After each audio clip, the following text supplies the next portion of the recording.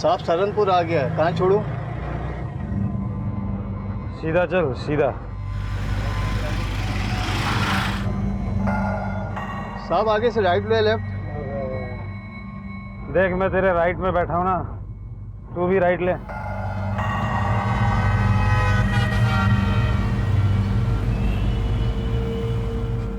अब कहाँ छोड़ूं साहब?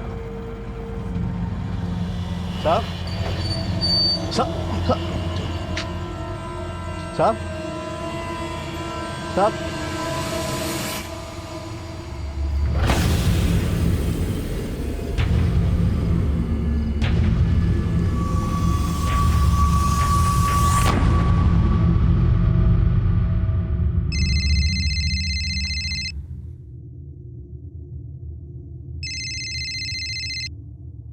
लोकेश, हाँ कहाँ है तू भाई? अरे कब से फोन लगा रहे हैं तुझे?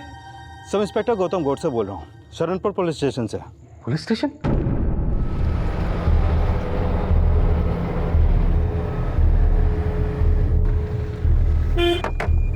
आज पता नहीं कैसे थोड़ी ज्यादा हो गई। Sorry sir. लोकेश, अरे पापा जी। हाँ ठीक है, तू ठीक है ना? सॉरी पापा जी, आज थोड़ी ज्यादा हो गई। आगे से इतनी नहीं पीऊंगा। कम पीते कब हो आप? बकवास मत कर। एक सेकंड, ड्रामेबाजी बंद करिए आपने। जरा संभालिए इन्हें। वो तो ऑटो वाला वाला था जो यहाँ पर लेकर आया इन्हें। सर हम पापा को घर ले जा सकते हैं? ठीक है, लेकर जाइए इन्हें, लेकिन एक बात का ख्याल रखिए, नशे की हालत में घर से बाहर ना निकले, नहीं तो अंदर डाल दूंगा इन्हें। नहीं आप कभी नहीं होगा, हम ख्याल रखेंगे। चल।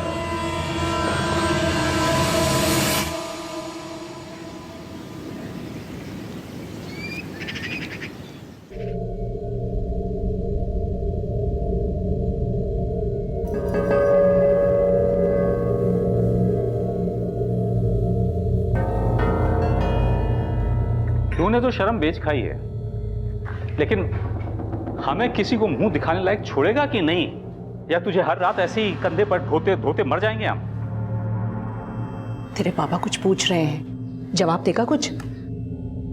दादी, मम्मी सही कहती हैं, इन्हें ना रिहैब सेंटर भेज दो, ऐसे नहीं सुधरेंगे। बेटा है, बेटा बनकर रहे, मेरा बाप बनने की कोशिश मत कर।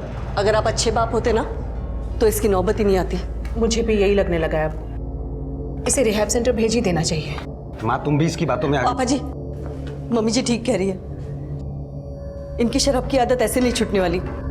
पीते पीते इनका शरीर बिगड़ गया है और दिमाग भी। हम इन्हें रिहैब सेंटर भेजते हैं, डॉक्टर सचिन ठीक कह रहे हैं। नाम मत ले उस डॉक्टर का इस घर में। सचिन सचिन पक गया हूं, और मुझे सब समझ में आता है।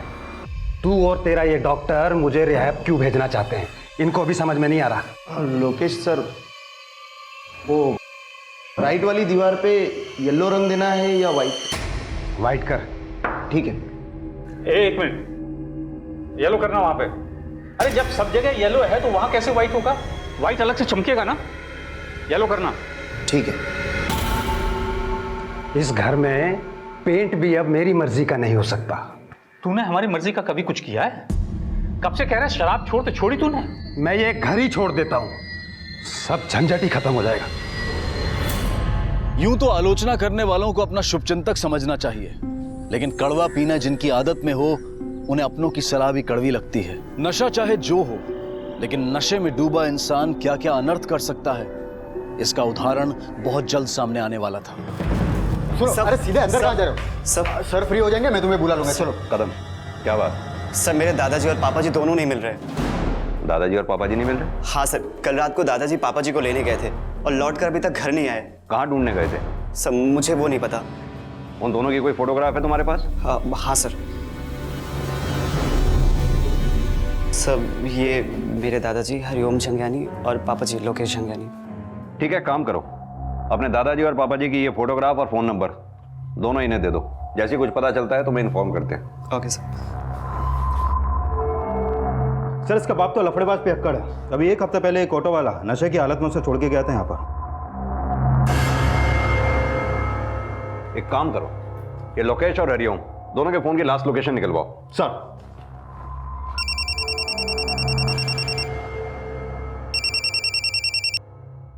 हेलो। हाय, कैसी हो? किसका फोन है? तेरे पापा जी का? मम्मी जी सचिन का फ़ोन है।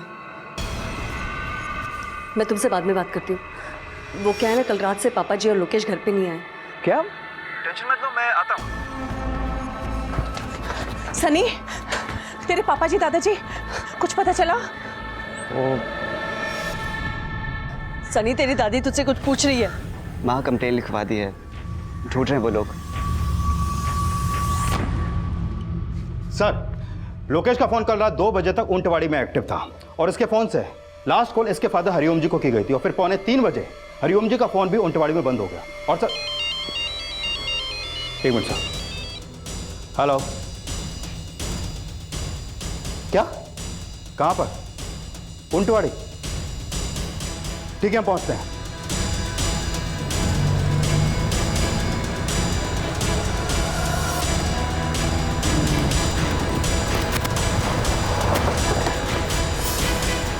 सर,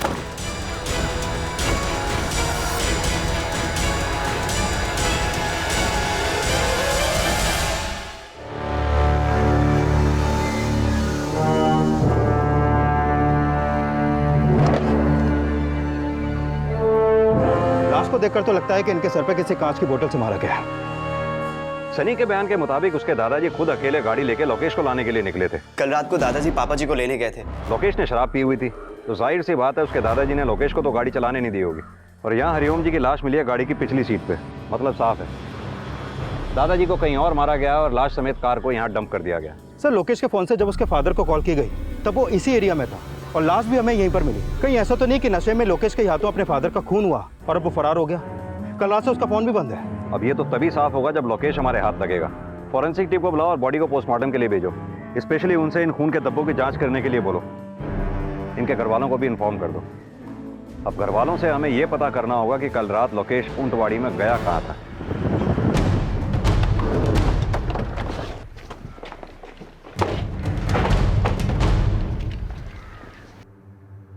लोकेश जी ने अपने फादर हरिओम जी को ऊंटवाड़ी से कॉल किया था और हमें हरिओम जी की लाश भी ऊंटवाड़ी के एक सुनसान जंगल से ही मिली है। क्या आप बता सकते हैं कि लोकेश जी ऊंटवाड़ी में कहाँ गए होंगे जहां उन्होंने अपने फादर को कॉल करके बुलाया? नहीं सर, हमें कोई आइडिया नहीं। आप लोग कुछ छुपा तो नहीं रहे हमसे? हम आपसे क्यों कुछ छुपाएंगे सर? अगर लोकेश आपसे कोई कांटेक्ट करने की कोशिश करें या उनके बारे में आप लोगों को कुछ पता चले तो हमसे छिपाने की गलती मत करना आप लोग। आप बार बार ये कहने की कोशिश क्यों कर रहे हैं सर कि लोकेश अपने पापा का मर्डर करके भाग गया? वक्त और हालात तो इसी तरफ इशारा कर रहे हैं मैडम, क्योंकि जिस जगह से हमें आपके पति हरिओम जी की लाश मिली, आपके बेटे लोकेश का फोन भी उसी एरिया में एक्टिव था, जिसे बाद में वो स्विच ऑफ करके गायब हो गया। लोकेश बेटा है उनका, क्यों मारेगा वो अपने पापा को? ये भी तो हो सकता है ना कि लोकेश खुद किसी मुसीबत में हो, उसे ढूंढने की बजाय आप उसी पे इल्जाम लगा रहे हैं। उसी को ढूंढने के लिए हम इतनी पूछताछ कर रहे हैं। अब आपका बेटा लोकेश मुसीबत में है या नहीं ये तो वक्त ही बताएगा, लेकिन हाँ, ज्यादा देर तक छिपा रहना उसके लिए मुसीबत जरूर बन सकता है।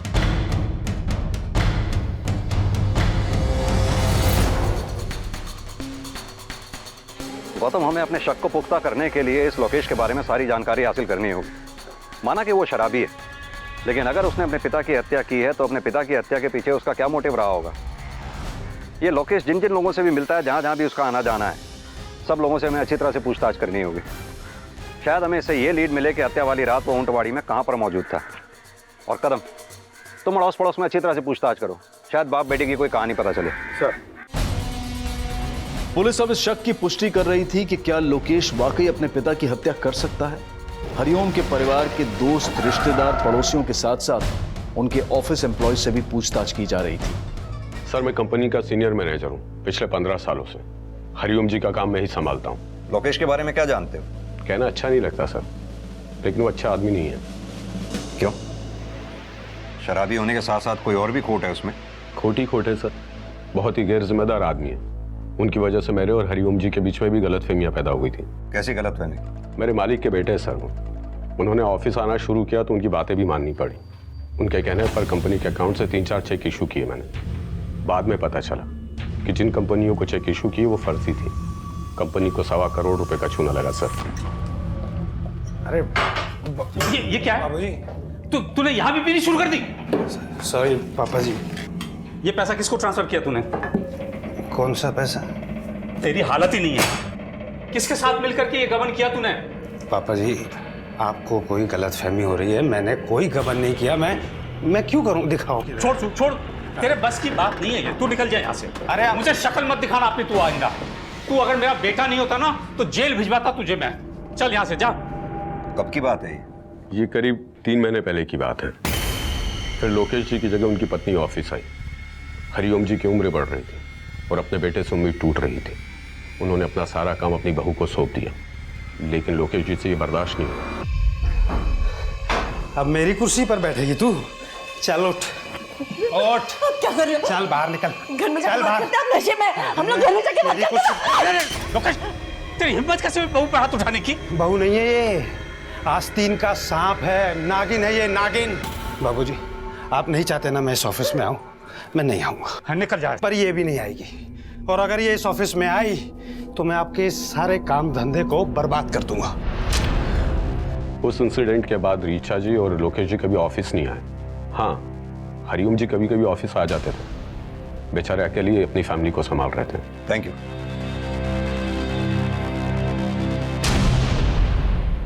ये बात सच है सर कि लोकेश जी इस बात पे चिढ़ते कि बेटे के रहते काम की भागदौड़ पापा जी ने बहू को सौंप दी थी, लेकिन पापा जी भी क्या करते? मतलब कि लोकेश अपने फादर से नफरत करने लगा था। क्या अब भी आपको यह लगता है कि लोकेश अपने फादर का कत्ल नहीं कर सकता? मैं मानती हूँ लोकेश झगड़ा करता है, शराब पीता है, पर वो अपने पापा से बहुत प्यार करता है। लेकिन शराब के नशे में कई बार आदमी अपना आपा खो बैठता है, और अगर लोकेश ने कुछ नहीं किया तो फिर वो अपना फोन बंद करके कहां गायब हो गया? अपने पिता की हत्या के बाद से ही लोकेश का गायब होना घर वालों को भी सकते में डाल रहा था, लेकिन पुलिस के शक से वो फिलहाल पल्ला झाड़ रहे थे। पर सामने आने वाले कई और बयान लोकेश के शक को और भी गहरा बना रहे थे। हिमांशु, तुम्हारे और लोकेश के बीच में काफी बातें होती थी, और जिस दिन लोकेश गायब हुआ उस दिन भी तुम्हारी लोकेश से फोन पे बात हुई थी। क्या दोस्ती है तुम्हारी लोकेश से? जी दोस्ती नहीं है साहब, मेरे पैसे निकल रहे थे उनके पास से, इसीलिए मैं फ़ोन कर रहा था उन्हें। किस चीज़ के पैसे? जी उनके घर में कलर का काम कर रहा हूँ मैं, तो तकरीबन 1,75,000 का बकाया था मेरा। तो हरी जी ने पूरे पैसे भिजवा दिए थे मेरे, पर लोकेश जी ने सिर्फ मुझे 50,000 रुपये दिए। मुझे लगा बाकी के पैसे बाद में मिल जाएंगे। फिर काफ़ी दिनों तक किसी का फ़ोन नहीं आया, कुछ नहीं हुआ। तब जाके मैंने हरी जी को फ़ोन किया तो उन्होंने बताया कि उन्होंने तो पूरे पैसे दे दिए थे, और इसी चक्कर में मैं लोकेश जी को बार बार फ़ोन करता रहा। और फिर हरी जी ने मुझसे माफ़ी मांगी और मेरे सारे पैसे दे दिए मुझे। हिमांशु, तुम्हारे और लोकेश के बीच में पिछले 2 महीने से लगातार बात हो रही है, लेकिन उनके घर के कलर का काम तो अभी 15 दिन पहले शुरू हुआ है। जी 2 महीने पहले उन्होंने मुझसे और एक काम करवाया था। कौन सा काम? जी उनके घर में हर कमरे में, बेडरूम में, हॉल में, किचन में, यहाँ तक के बाथरूम में तक हिडन कैमरा लगवाने का काम किया था मैंने। Hidden camera? मैंने आप लोगों को पहले ही कहा था, लोकेश नॉर्मल नहीं है, पैरानोया का मरीज है वो। ऐसे मरीज अक्सर सभी को शक की निगाह से देखते हैं। शॉर्ट टेम्पर तो वो है ही, इसलिए पता नहीं अंकल को किसी और ने मारा या लोकेश ने। डॉक्टर हो तो बीमारी बताओ, फालतू में मेरे बेटे पे इल्जाम मत लगाओ। माँ जी, आप इनके बात का गलत मतलब क्यों निकाल रही है? गलत तो लोकेश को तुमने बना दिया था, और अब इतना भी गलत मत बनाओ कि उस पे उसी के पापा के मर्डर का इल्जाम लगाओ। इल्जाम मैं नहीं लगा रही हूँ, पुलिस ऐसा सोच रही है। आप एक बार आपकी ममता की पट्टी हटा कर तो देखिए, क्या कभी उन्होंने किसी का भी भला चाहा था? उसे रिहैब सेंटर भेज के तुम भी उसका भला नहीं कर रही थी। तुम्हारी बातों में आके मैं भी उसे भेजने के लिए राजी हो गई, पर अब समझ में आता है मुझे क्यों चिढ़ता था वो तुमसे। मामा जी, आप मुझ पे उंगली उठा रही है। क्या पता तुम ही ने उसे गायब किया हो। बाजी, बाजी अब कहना क्या चाहती? बाजी, मम्मी प्लीज, अब दादी की बात का पूरा मत मानो। वो दादाजी के जाने से थोड़ा चिड़चिड़ी हो गई है। आप संभालो अपने आप को, इधर बैठो। ठीक है, मैं अब चलता हूँ, ज़रूरत पड़े तो कॉल कर लेना।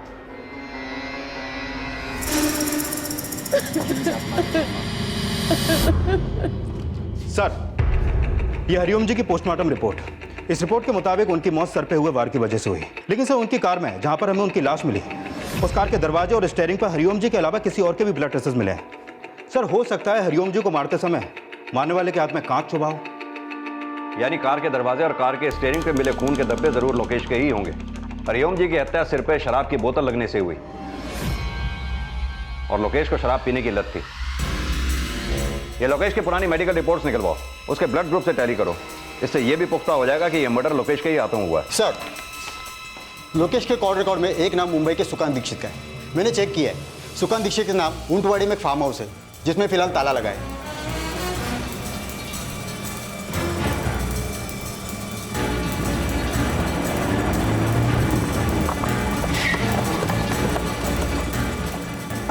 सर वही सुकांत दीक्षित हूँ, ये फार्म हाउस मेरा ही है सर। इसकी चाबी आपके पास? हाँ सर। लाइए।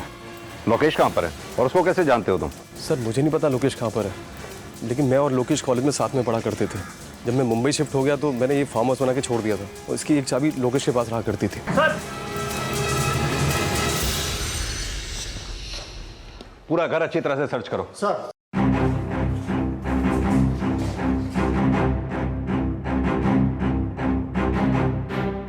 सर हाँ, ये देखिए सर, यहाँ ब्लड के ट्रेस है सर, खून साफ किया गया है यहाँ से। एक काम करो, घर के अंदर बाहर आगे पीछे सब जगह अच्छी तरह से छान मारो। सर। Yes sir. उधर देखो। तुम वाकई नहीं जानते लोकेश कहाँ पर है या हमसे कुछ छुपा रहे हो? सर मैं कुछ नहीं छुपा रहा हूँ सर, मैं तो अपने काम में बिजी रहता हूँ। मैं तो 2 महीने से यहाँ पे आया भी नहीं हूँ। सर, एक मिनट।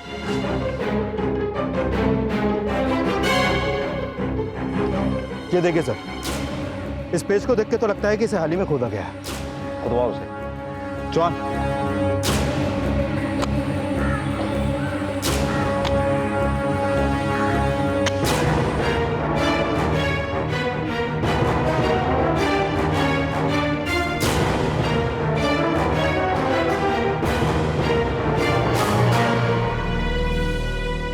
पुलिस अब तक लोकेश को उसके पिता हरिओम की हत्या का प्राइम सस्पेक्ट मानकर ढूंढ रही थी, लेकिन लोकेश की हत्या ने इस केस की समीकरण ही बदल दी है।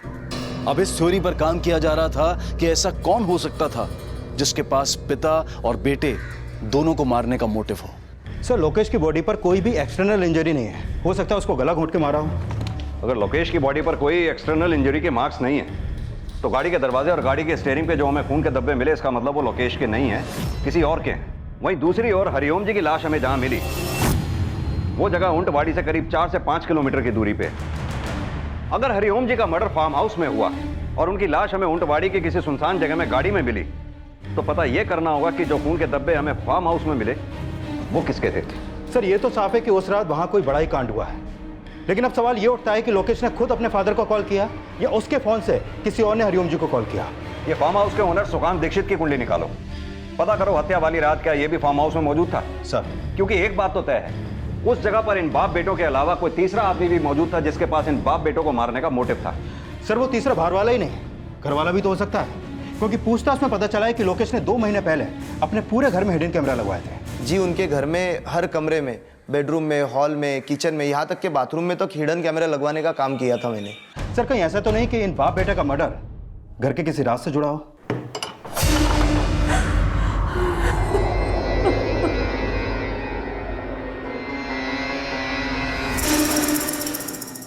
माँ जी कब तक रोती रहेंगी आप? आइए बाहर आइए, मैंने खाना लगा दिया है।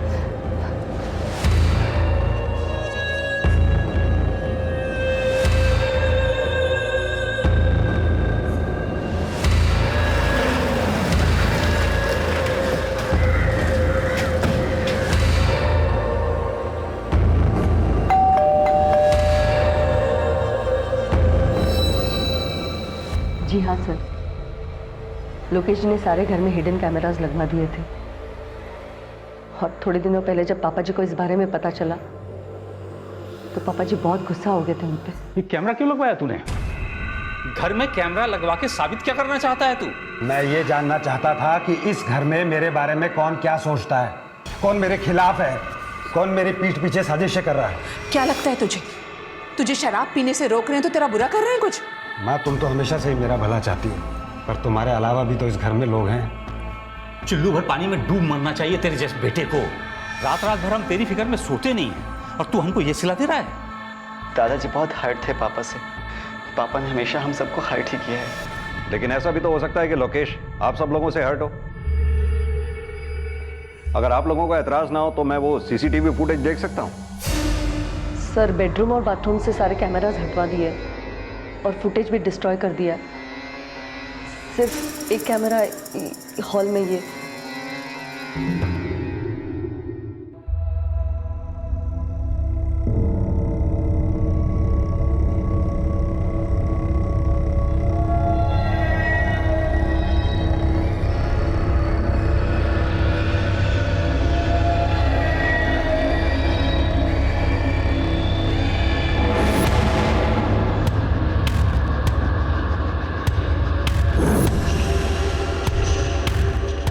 ये भी दादाजी के पीछे पीछे निकला।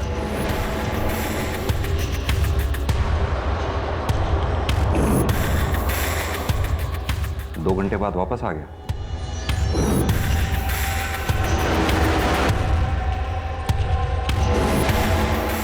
तूने हमें बताया था कि तेरे दादाजी तेरे पापा को लाने के लिए घर से अकेले निकले थे, लेकिन तूने हमें यह नहीं बताया कि तू भी अपने दादाजी के पीछे पीछे घर से निकला था और 2 घंटे बाद वापस आया। सर दादाजी गए तो मुझे गिल्ट फील हुआ कि मैं उनके साथ क्यों नहीं गया, इसलिए मैं उनके पीछे गया था। सनी, सनी बेटा चल पापा को लेने जाना है, जल्दी जाना है। सोने दो ना दादाजी। अरे पापा को लेने जाना है बेटे।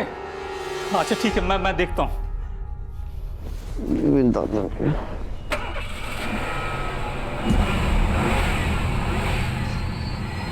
दादाजी, दादाजी,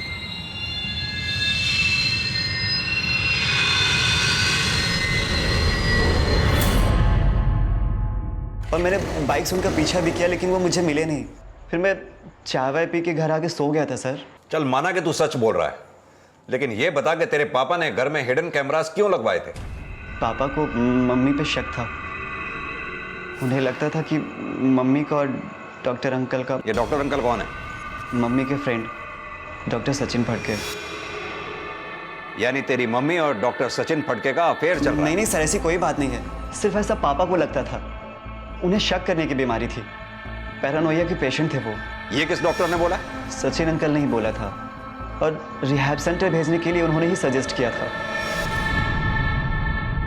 पैरानोया एक मानसिक रोग है जिसमें दिमाग अपनी मनगढ़ंत सोच को वास्तविक सच्चाई मानकर उसी के अनुसार बर्ताव करने लगता है, और ज्यादा नशा करने वाले अक्सर एक स्टेज के बाद पैरानोया का शिकार बन जाते हैं। लोकेश की मानसिक अवस्था भी कुछ ऐसी थी। लेकिन क्या लोकेश का शक भी मनगढ़ंत था या उसमें भी कोई सच्चाई थी? पर यह साफ था कि लोकेश का पूरा परिवार उसकी आदतों से त्रस्त था। और कहते हैं ना कि धुआं तभी उठता है जब कहीं आग लगी हो। ये सनी को जाने दो, लेकिन इस पर नजर रखो। सर, मैंने फार्म हाउस के ओनर सुकांत दीक्षित की अलीबाई कंफर्म की।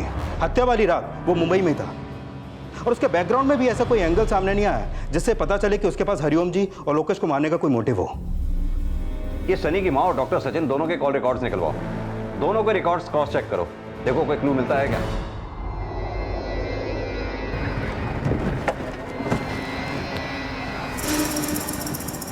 ऋचा, मैं जानता हूँ तुम बहुत टफ टाइम से गुजर रही हो, but B strong. I am with you.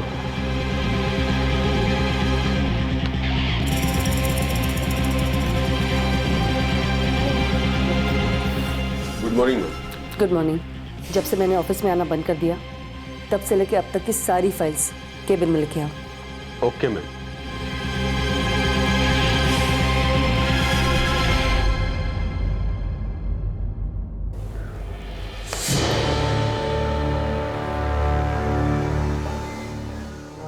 अब मेरी कुर्सी पर बैठेगी तू? चल बाहर निकल। घर में चल बाहर। नशे में हम लोग घर में जाके बात करते हैं।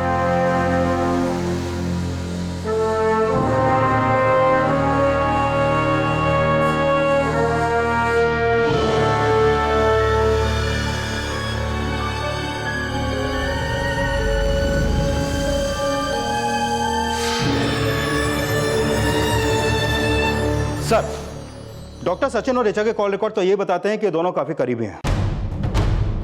रोजाना उन दोनों के बीच में काफी बातें होती हैं। और सर, ये भी पता चला है कि डॉक्टर सचिन और ऋचा दोनों एक ही कॉलेज में पढ़ते थे। डॉक्टर सचिन की बीवी भी थी सर, जिसका देहांत 3 साल पहले हो गया। उसकी बीवी की डेथ के बाद डॉक्टर सचिन और ऋचा एक सोशल नेटवर्किंग साइट के थ्रू टच में आए और पिछले 3 साल से सोशल मीडिया पर ये दोनों एक दूसरे के टच में हैं। मतलब कि लोकेश का शक सही साबित हो सकता है, शायद इन दोनों के बीच में कोई अफेयर हो। और अगर डॉक्टर सचिन और ऋचा के बीच में अफेयर है तो हो सकता है इसका पता लोकेश के साथ साथ उसके फादर हरिओम को भी चल गया हो, जिसकी वजह से इन दोनों ने मिलकर उन दोनों को रास्ते से ही हटा दिया। लेकिन सर, हत्या वाली रात ऋचा घर पे थी और डॉक्टर सचिन की फोन लोकेशन भी क्राइम सीन से मैच नहीं करती। गौतम, ये मर्डर पूरी प्लानिंग के साथ किया गया है। अगर इस मर्डर में डॉक्टर सचिन और ऋचा दोनों शामिल हैं तो क्राइम स्पॉट पर अपना मोबाइल फोन क्यों लेके जाएंगे? ये डॉक्टर सचिन की फोटोग्राफ फार्म हाउस के आसपास दिखाओ, शायद हत्या वाली रात ये वहां देखा गया हो। सर पता चला कि लोकेश की वाइफ ने फिर से ऑफिस ज्वाइन कर लिया। पति को मरे हुए हफ्ता भी नहीं हुआ और पत्नी ने ऑफिस ज्वाइन कर लिया। ये डॉक्टर सचिन और ऋचा दोनों की ही कुंडली निकालनी होगी। लोकेश जी को गलत फहमी थी। मेरे और डॉक्टर सचिन के बीच में ऐसा कुछ भी नहीं है। ऋचा जी, आपने हमसे लोकेश की हर बात शेयर की, तो फिर इस गलत फहमी का जिक्र क्यों नहीं किया पहले आपने? किस मुंह से बताती सर आपको कि वो कितना गिरा हुआ इंसान था, दूसरी औरतों के साथ संबंध रखता था और शक मुझ पे करता था। दूसरी औरत? कौन दूसरी औरत? वो तो मुझे पता नहीं सर, लेकिन कुछ दिनों से मुझे ऐसे लगने लगा था कि उनके लाइफ में कोई है, क्योंकि उनके शर्ट में मैंने लिपस्टिक के निशान दिखे थे और कुछ लंबे बाल भी मिले थे मुझे। लेकिन उसके कॉल रिकॉर्ड में तो हमें किसी भी औरत का कुछ पता नहीं चला है और ना ही इसके बारे में हमें किसी ने बताया है। सर हो सकता है मैं गलत हूँ, लेकिन गलतफहमी तो उन्हें भी थी ना। क्या बात कर रहे हैं सर? मैं और ऋचा तो सिर्फ दोस्त हैं।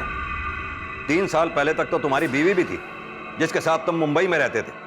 उसकी मौत के 1 साल बाद तुम नासिक में शिफ्ट हो गए। अब इसे इत्तेफाक कहें या प्यार? सर मैं नासिक का ही हूँ। बीवी के डेथ के बाद अकेला पड़ गया था, इसलिए अपने होम टाउन वापस आ गया। लेकिन सर इसका कोई आप गलत मतलब मत निकालिए। लेकिन लोकेश ने जो तुम दोनों के रिश्ते का मतलब निकाला, कुछ तो सच्चाई होगी। हो सकता है तुम दोनों के रिश्ते के बारे में लोकेश के फादर हरिओम जी को भी पता चल गया हो। सर कुछ है ही नहीं तो क्या पता चलेगा? और जहां तक लोकेश का सवाल है, वो तो पैरानोइया का मरीज था ना, उसे तो शक करने की आदत थी। पहले मुझे लगता था ऋचा और डॉक्टर सचिन के रिश्ते को लेके लोकेश को कोई गलतफहमी हुई है, पर जब हरी जी के साथ मेरा बेटा भी, तो यकीन सा हो गया कि ऋचा ही गलत है। मतलब आप मान रही हैं कि लोकेश का शक सही था, ऋचा और डॉक्टर सचिन का सच में अफेयर है? शायद। अच्छा, सनी के बारे में आपकी क्या राय है? सनी तो बस अपनी माँ की हाँ में हाँ मिलाता है। ऋचा ने कभी लोकेश की इज्जत नहीं की और उसी की देखा देखी सनी ने अपने पिता को कभी पिता वाला मान नहीं दिया। माना कि लोकेश शराब पीता था, पर था तो वो उसका पिता ही। उस दिन अपनी माँ के लिए अपने पिता पे हाथ उठाने पे उतारू हो गया। और ऋचा की भी क्या जिद थी कि चाहे कुछ हो जाए मिलेगी उस डॉक्टर से। सुन मेरी बात, आज के बाद ना वो डॉक्टर इस घर में आएगा और ना तू उससे मिलने बाहर जाएगी। और अगर ऐसा किया तो किसी के लिए अच्छा नहीं होगा, बता रहा हूं। आपने आज तक मेरे लिए कुछ अच्छा किया है? तो तू नहीं मानेगी। आप माने? मेरे कहने पे शराब छोड़ी? नहीं ना, इसलिए मैं भी वही करूंगी जो मेरा मन चाहता है। वैसे भी गंदगी आपके दिमाग में है मेरे लिए। मुझे मालूम है तू कैसे मानेगी। मानेगी तुम्हारा माँ पे हाथ मत उठा देना, वरना मेरा भी हाथ उठ जाएगा। अपने बाप पे हाथ उठाएगा?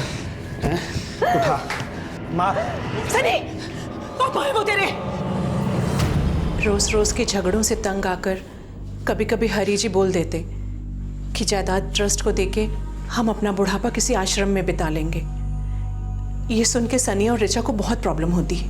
वाह दादाजी वाह, बुरे आपके बेटे हैं और आप उनसे तंग आकर अपने पोते का भी हक मार दोगे। अरे वो तो मैं गुस्से में बोल गया, लेकिन तू एक बात बता, तूने कभी ये सोचा है कि तुझे खुद अपने पैरों पे खड़ा होना है? मतलब तू 25 साल का हो गया, कभी तूने मुझे आके ये कहा कि दादाजी मुझे अपना व्यापार सिखाओ? वो ऐसा अब हुआ है, लेकिन वो जब 19 साल का था ना तो वो ऑफिस आने लगा था। अब कहना क्या चाहते हैं कि पापा मुझसे ज्यादा अच्छे हैं?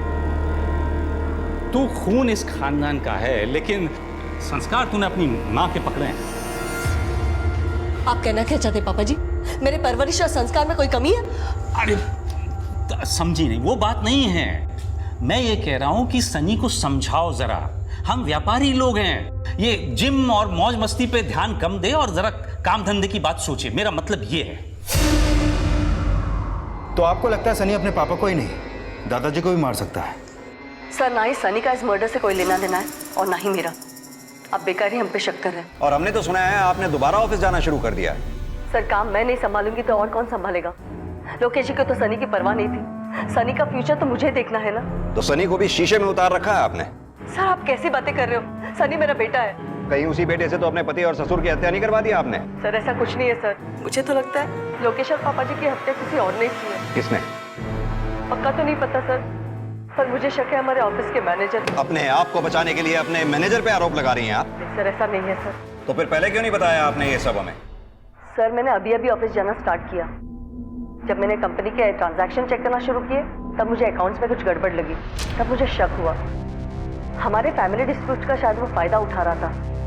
हो सकता है उसने कोई बड़ा फ्रॉड किया हो जो लोकेश जी और पापा जी ने पकड़ लिया, इसीलिए दोनों का मर्डर किया उसने।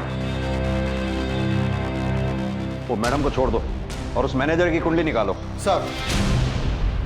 सर ये लोकेश की postmortem report.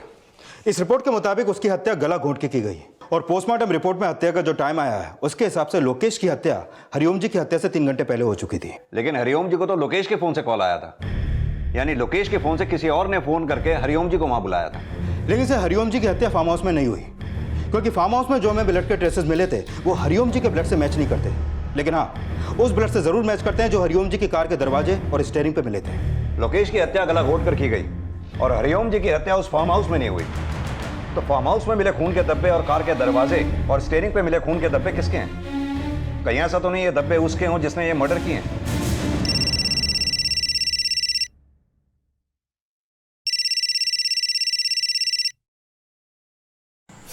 Hello. Sorry Richa, तुमने मना किया था फ़ोन करने, लेकिन फिर भी मैंने कर लिया। कोई बात नहीं सचिन, हम जानते हैं हमारा रिश्ता क्या है। हम भले कभी बात करें या ना करें, लेकिन सच बात तो यही है कि कोई हमारे रिश्ते को समझ ही नहीं पाया।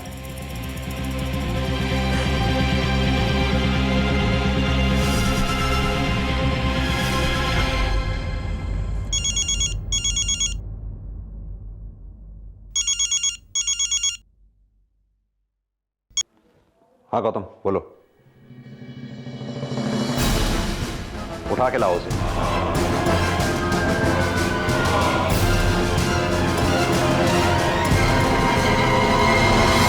साहब आप लोग मुझे बताएंगे कि मुझे यहाँ क्यों लाया गया? क्योंकि तूने अपने सेठ को चूना लगाया। जिन फर्जी कंपनियों के नाम पे हरिओम जी की कंपनी से पैसा ट्रांसफर हुआ था, उन कंपनियों के फर्जी अकाउंट जिस बैंक में खुले थे उसमें तेरी भी मिली भगत थी। वो साहब आपको कुछ गलतफहमी हो रही, मेरा कोई हाथ नहीं है साहब। यही नहीं, लोकेश और हरिओम जी का मर्डर भी तूने ही करवाया था ना, क्योंकि वो लोग तेरे सारे राज जान चुके थे। नहीं सर, मैंने किसी को नहीं मरवाया। मैं मानता हूँ सर कि मैंने ही वो फर्जी कंपनियों के अकाउंट खुलवाए थे, लेकिन सर इसमें मेरा कोई हाथ नहीं था। ये सब कुछ लोकेश जी का प्लान था। उन्होंने इसके बदले में मुझे कुछ पैसे भी दिए थे सर। लोकेश जी सारा पैसा निकाल कर अकाउंट क्लोज कर दिया, लेकिन हरिओम जी को पता चल गया तो? चलने दे, क्या फर्क पड़ता है, 2 थप्पड़ मार लेंगे और क्या। बेटा उनका जेल थोड़ी भेजेंगे, तू मत बता देना। हरिओम जी ने लोकेश जी को कंपनी से निकाल दिया था सर, लेकिन लोकेश जी तब भी मुझे कंपनी में गबन करने के प्लान बताते रहते थे सर। लोकेश जी की वाइफ बहुत चौकन्नी है सर, वो शुरू से ही बिजनेस अपने हाथ में लेना चाहती थी। लेकिन गबन तो तूने किया ही था ना? हाँ सर, मैंने गबन किया मानता हूँ, लेकिन सर सच में मैंने किसी का मर्डर नहीं किया सर। गौतम इसे तब तक मारते रहो जब तक ये सच ना बोले। सर मेरी बात सुनिए सर। अब तक जैसा चल रहा था वो बिल्कुल नहीं चलेगा। ये कंपनी अब मेरी है, मेरे साथ वही काम करेगा जो मेरे मुताबिक चलेगा। सर हरिओम जी के मैनेजर को बहुत तोड़ा, लेकिन उसने कुछ नहीं उगला। सर मुझे लग रहा है ये सच बोल रहा है। Sir mall road police station में एक कंप्लेंट दर्ज हुई है। मुझे लगता है इसका कनेक्शन हत्या वाली रात से है। कैसा कनेक्शन? सर माल रोड के शमशान घाट पे लगभग 3:30 बजे एक औरत का अंतिम संस्कार हुआ। शमशान वाले ने पुलिस कंप्लेंट दर्ज की। सर लोकेश की बीवी को शक था कि लोकेश का किसी औरत के साथ संबंध है। दूसरी औरतों के साथ संबंध रखता था? कहीं ऐसा तो नहीं इस औरत का जिसका भी अंतिम संस्कार हुआ उसका लोकेश से या इस केस से कोई कनेक्शन है? वह तो मुझे लगता है हमें शमशान घाट जाकर एक बार तो चांस लेना ही चाहिए, शायद कोई लीड मिले।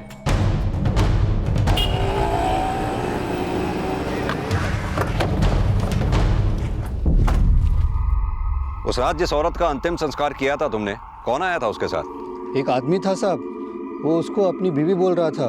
उसके साथ में एक छोटी सी बच्ची भी थी जो बहुत जोर जोर से रो रही थी साहब। औरत के सर पे घाव था साहब। उसका पति बोला कि वो उसके घर भोपाल जा रहा था और रास्ते में एक्सीडेंट हो गया। जब तुमने उस औरत का अंतिम संस्कार किया, क्या टाइम रहा होगा उस वक्त? रात के करीब 3:30 बजे रहे होंगे साहब। ठीक है सर, ये बता रहा है कि अंतिम संस्कार उस रात 3:30 बजे के आसपास हुआ और अंतिम संस्कार से 1 घंटे पहले हरिओम और 4 घंटे पहले लोकेश का मर्डर भी उसी रात हुआ था। और सर, एक और बात गौर करने वाली है, जैसे कि बता रहा है कि उस औरत के माथे पर जख्म के निशान भी थे। गौतम, पता ये करना होगा कि फार्म हाउस और हरिओम की गाड़ी से जो हमें खून के धब्बे मिले थे, वो खून के धब्बे किसके थे? ये माल रोड शमशान भूमि से ऊंटवाड़ी करीब 5 किलोमीटर दूर है। उधर रिचा ने भी शक जताया था कि लोकेश का किसी औरत के साथ चक्कर चल रहा था। तीनों मौतें एक रात में हुई हैं। इन अस्थियों का डीएनए टेस्ट करवाओ। इसकी रिपोर्ट आते ही यह साफ हो जाएगा कि वो खून के धब्बे किसके थे, कहीं इस औरत के तो नहीं थे। सर, हरिओम जी की कार के दरवाजे और स्टीयरिंग और फार्म हाउस पे जो ब्लड के ट्रेसेस मिले थे, वो उस औरत के डीएनए से मैच करते हैं जिसका अंतिम संस्कार हुआ। यानी कि उस रात 2 नहीं 3 मर्डर हुए थे और मर्डर करने वाला कोई और नहीं, वही आदमी है जिसने उस औरत का अंतिम संस्कार किया। ध्यान से देखो इन तस्वीरों को। क्या इनमें से कोई वो आदमी है जो उस रात बच्ची के साथ उस औरत का अंतिम संस्कार करने के लिए आया था? इनमें से सर यही था वो।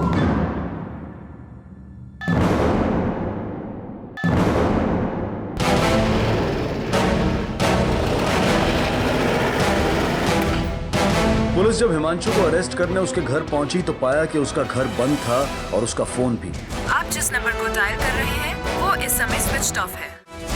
पुलिस हर तरह से हिमांशु की तलाश में जुट गई और 3 दिनों की मशक्कत के बाद आखिरकार पुलिस हिमांशु तक पहुंचने में कामयाब हो गई।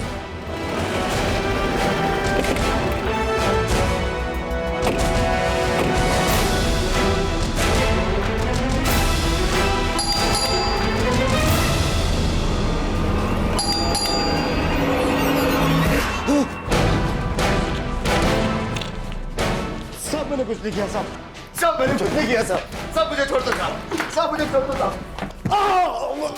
साहब बताता हूँ साहब, बताता हूँ। बता। मैं लोकेश के घर पे मुझे कलर पेंट करने का काम मिला था और मुझे पता चला कि लोकेश एक पियक्कड़ था और मुझे भी पीने का शौक है साहब। फिर हम दोनों में दोस्ती बढ़ी। जगह मस्त चुनी है भाई आपने। आप ही का है ये फार्म हाउस? अपना ही समझ, पर इस जगह के बारे में पापा जी को मत बताना। क्यों भाई? यार, यहाँ मैं अपने घर वालों की चिक-चिक से दूर रहता हूँ, मैं और मेरी तन्हाई। अगर तन्हा हो तो याद करना मुझको, मेरे पास हर चीज का जुगाड़ है। सर, मुझे पता चल गया था कि लोकेश को क्या चाहिए और गीता मेरी लिव इन पार्टनर थी। मैंने सोचा अगर गीता लोकेश को पसंद आ जाए तो उसके बदले में मैं बहुत सारे पैसे कमा सकता हूँ। फिर इस बारे में मैंने गीता से बात की। उसने पहले तो मना कर दिया, लेकिन मैंने उसे मना लिया और अगले ही दिन मैं उसे लोकेश जी के फार्म हाउस ले गया उनसे मिलाने के लिए।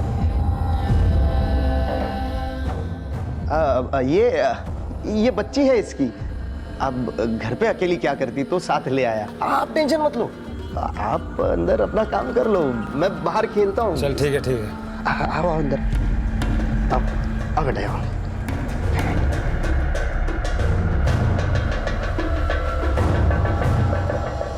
गीता अक्सर लोकेश से मिलने फार्म हाउस जाने लगी। वो साथ में बिंदिया को भी लेके जाती थी। फिर हम लोग हर बार के 10-10 हज़ार कमाने लगे थे साहब। लेकिन उस रात लोकेश, मैंने और गीता ने बहुत ज़्यादा दारू पी ली थी। हमें पता ही नहीं चला कि हमें कब ज़्यादा हो गई और नींद लग गई। फिर वही हॉल पर मैं सो गया साहब और उसके बाद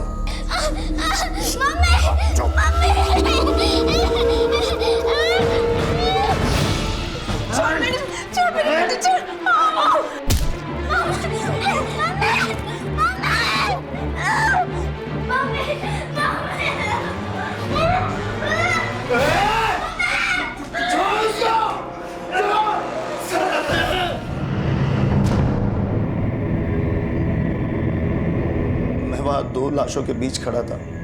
पहले तो दिमाग ने काम करना बंद कर दिया, फिर मैंने अपने आप को संभाल के एक प्लान बनाया।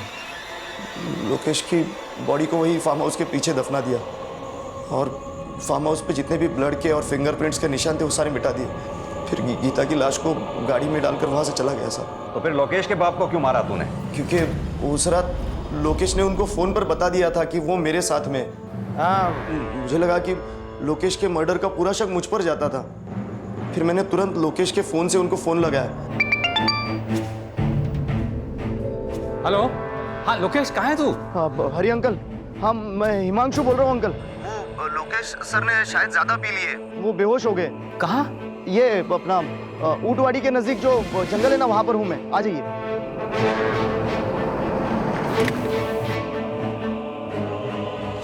क्या हुआ, कहाँ है लोकेश? हाँ वहाँ पर। उनके सर पर शराब की बोतल मार दी और उनकी बॉडी को वही गाड़ी में छोड़ दिया।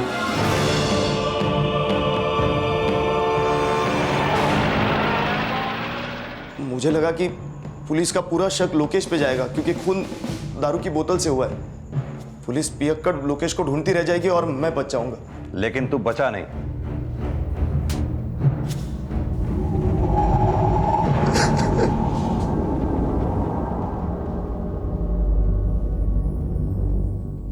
माँ,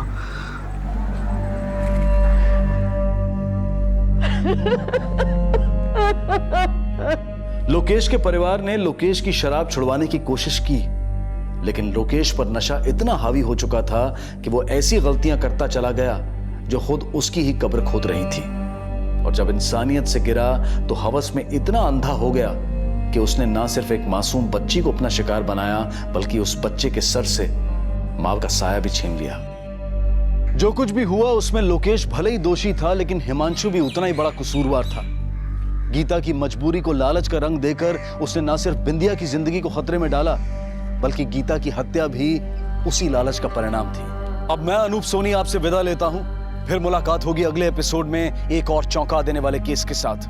तब तक अपना और अपने परिवार का ख्याल रखें और देखते रहें क्राइम पेट्रोल डायल 100। सबक एक को सीख हम सबको। जय हिंद।